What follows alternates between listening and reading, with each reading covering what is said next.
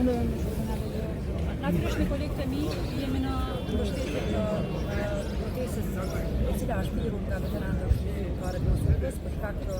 skandalit të fundit i cili godet shqetësimin e Kosovës, godet përpjekjet tona për Kosovën shtet të pavarur dhe sovran dhe natyrisht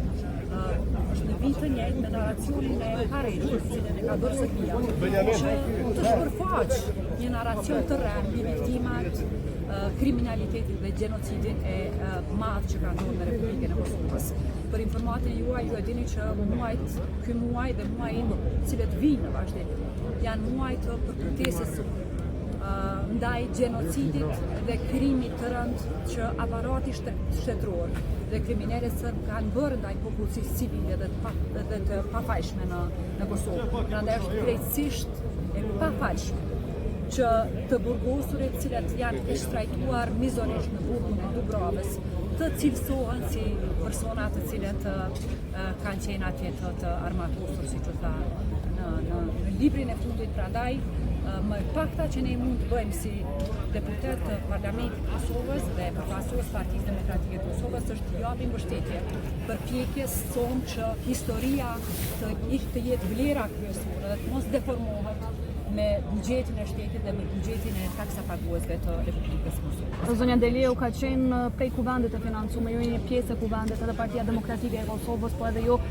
si deputete mbi të gjitha, është edhe kryetaria e kuvendit Zonja Haxhiu që thanë në kryesi është aprovu çështja e mbështetjes financiare për ekspozitën. Nuk do të flas para se prokuroria